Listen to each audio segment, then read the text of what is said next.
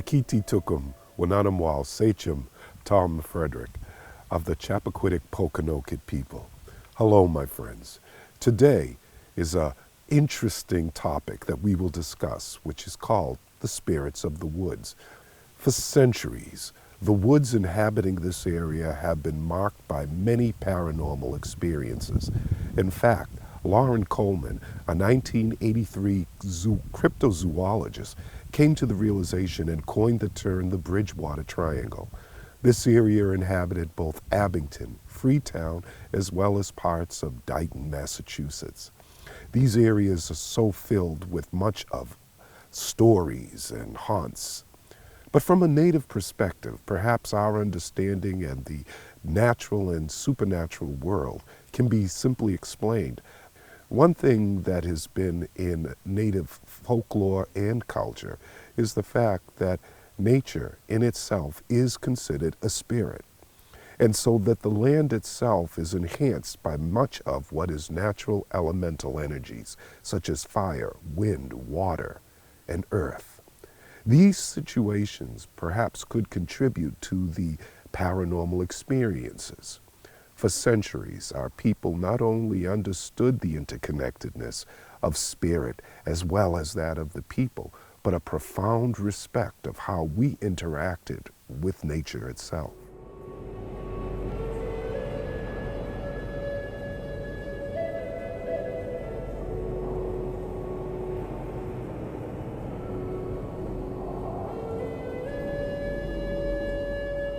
Maybe one of the things that we should first look at is the relationship of Native people and their concept of spirituality. Our belief system is what we call Katanit. As you saw in the previous episode of Namasket, the life-giving rivers that were flowing around this particular area, the word Ke, or Kitan, means life. And so we call the Great Spirit the life giver. As a result of that, we believe that there are 16 expressions of the Great Spirit. Hence, the north, south, east, and west, and the relationship of that rock, tree, water, life, spirit, all of that are different expressions of the Creator. So with an incredible relationship with the land and our spirituality, we learn to realize that everything is animate. Everything, even down to the rock, possesses the energy of a spirit. So it was not unusual for the early people, the natives as well, to walk these lands, but to be aware of the presence of that which could not be seen with the human eye.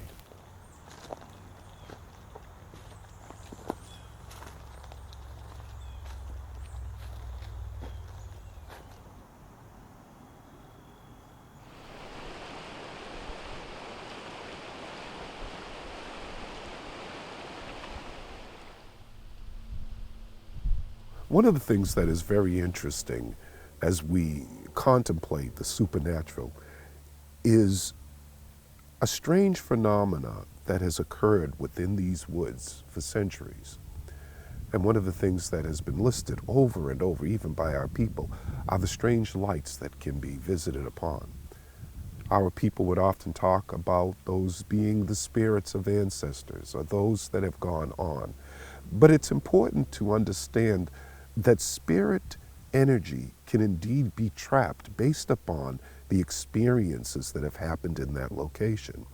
Hence, the point being that there are what's called hauntings that can happen within a given area. The second type of haunting might be what is called an aberration, where the energy or the spirit is sentient and can indeed have a communication and conversation with the person who is observing. And then we have what are called spiritual loops, where there are memories that play over and over of an incident or a trauma inhabiting a geographical or a political, a particular area. It seems to be that we are experiencing within these areas that have been aforementioned all of those types of phenomena. Now, one of the things that I certainly know that as we approach the time of the fall equinox, the days get shorter and the nights get longer. And certainly sitting around a warm fire discussing these things lend to the atmosphere and the season of Halloween. I think that in our concepts, in our culture, the one thing that is fascinating is that people love to experience fright. And certainly the stories and the lend to the uniqueness and the beauty of New England, especially within the areas that we've mentioned.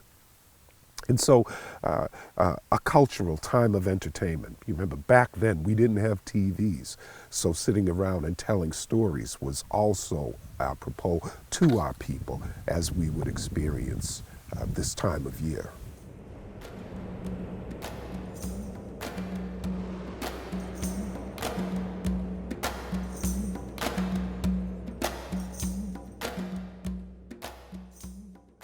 Think back to 1675 and 1676. That was a very volatile time in which the wars were going, fighting over land, the betrayal of friendship, etc. I believe that the relationship of Native Americans to the land was all about guardianship of the land. The land was considered our lifeblood.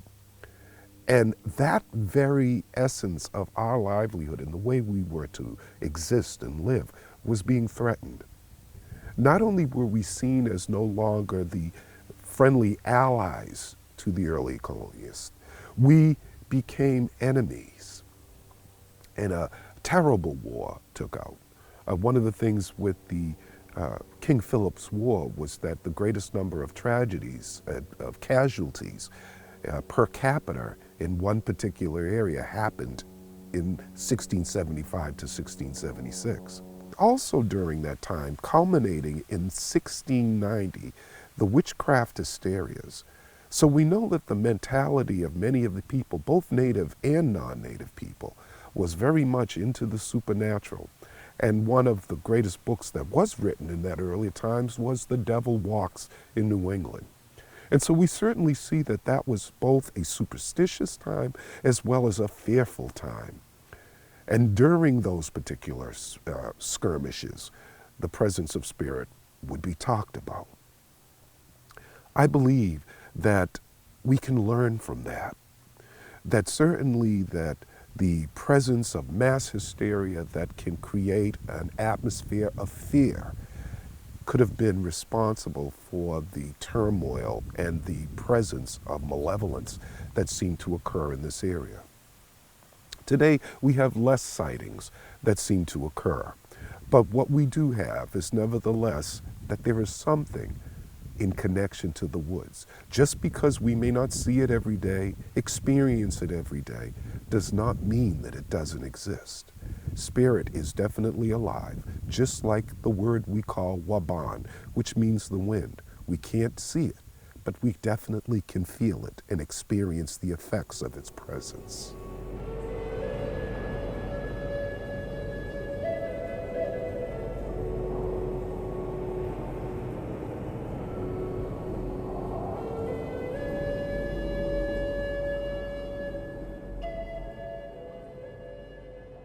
One of the most interesting things that oftentimes we talk about, people will come up, especially people that are into the New Age movement, will bring up and say, do you know your spirit animal? That is so funny to me because the knowledge of those particular situations would oftentimes have been understood by our medicine people, not the everyday native people. So to go up and to think that native people automatically have an understanding of their spirit animal is to become stereotypical in its sense.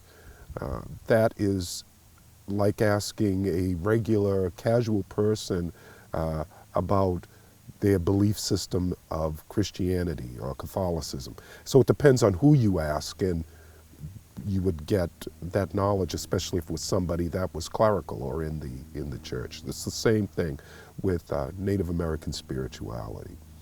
But our relationship with the animals wasn't that we prayed to them.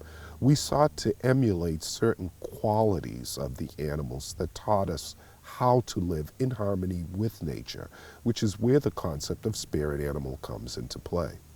So much of the observation that we would have of the animal would teach us what qualities that we could possess or imbue into our everyday lives. Hence, the eagle being one of the most profound symbols of power, in fact, represents the symbol of the Great Spirit. Because of this, it represented this animal being able to fly to such heights was believed to be able to touch the heart of God. Hence the concept of eagle feathers playing an important role in our relationship of prayer. The hawk was seen as the messenger, the deliverer of news and information, and the guardian of safe travels. The deer not only represented the gentleness, but also could be a symbolism that would mark the changing of seasons and of time. And the bear. We learned from the bear that during its hibernation, that it is about introspection and self-reflection, alone time. The bear also represents the great healer, the symbol of healing medicine and the opportunity for miraculous cures, if you want to call it. So bear medicine playing an important role. And these are but a few. That everything from the symbol of the bee, of how to enjoy the sweetness of life, to the snake shedding its skin, representing the transformative process of life, down to the sea otters, the reminder to be playful and to take life and see it through the eyes of children. On, our representation of animal lore and understanding. But there was also a very practical part, that as we learned by observing the behaviors of animals, we learned certain ways to cultivate the rivers. Hence, watching the beaver and seeing how they would build dams which had the ability to assist in crops and to growing and to relocate water sources without having to run to the stream to scoop up the buckets of water to water your plants. Irrigation from so many of the different animals played an important role. The moose, representing the greatest of the deer population, being symbol of self-esteem, pride, and strength. And these stories we would talk and to share. And so again, it's, we talked about in episode 1 even of the interrelationship, how do we bring these natural things back into harmony? And that is to first understand that within everything seeks what we call yunasa, which means balance.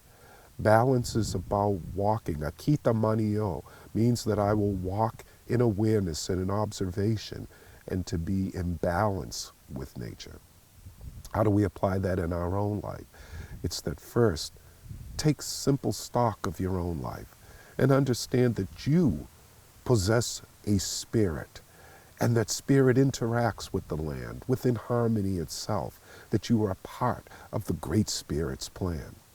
And so these concepts would be those that would play an important role in not only our spiritual development, but in turn how we greet and acknowledge each other. So, so much of diversity with the concept of spirit. But when I think about the story of these lands and the interaction of spirit and woodland spirits, that it's not just about the ancient hauntings and the ghost stories, but indeed possess the information and the beauty of spirit animals, medicines that can be found within the woods. But in order to harvest anything, we had to learn to communicate and to understand the nature of that which we are observing. Perhaps if we learn to do that with each other, we have the ability to not be so judgmental and allow each individual to share with them the truth that resides within their heart.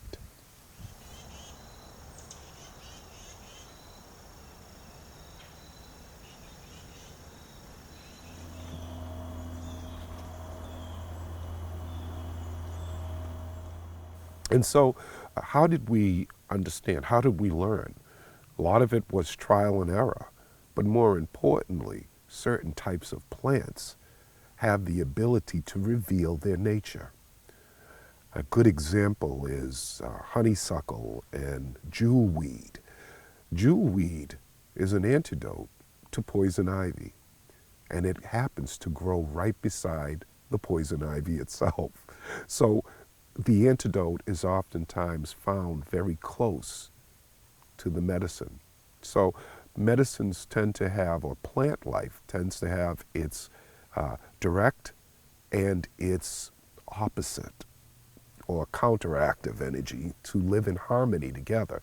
So once again, you see that story, the balanced working with itself, or light and dark, good and evil, all playing a role. An elder once told me that we have negative experiences in life to know when to appreciate the good. A battery has a negative and a positive end. Without it, there would be no motion. So everything has its purpose. It is believed that as Native people, our job was to become guardians over the earth.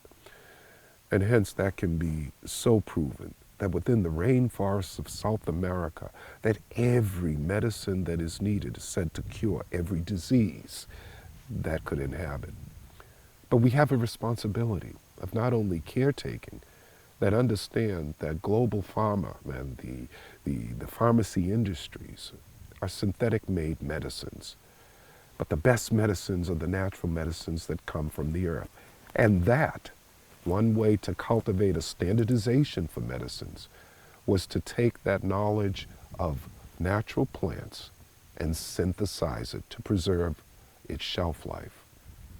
And so we're looking at the differences of spirits and medicine plays and that information that exists within the very forest that is around you. So when you're looking in your own backyard, pay attention to the spirits, not just the ghost, but also the natural medicines that are around you and in your own backyard.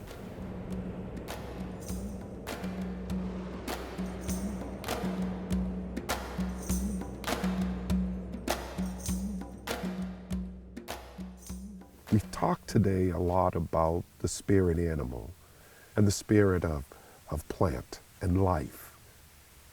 It has been a beautiful opportunity to reflect upon these simple stories and belief systems. And so I'm going to close and to thank the spirits of this land that we live in, that we have called Asawamsett, Lakeville. And join me. Manitou, Manitou, Tabatantam Manitou,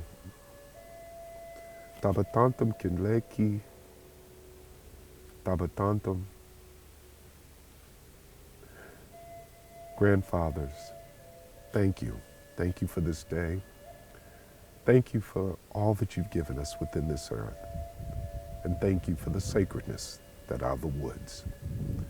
Again, my friends, thank you so much for listening and allowing me to share with you parts of my culture in good medicine. And until we meet again, we always say, there's no such thing as goodbye, just doksha till then.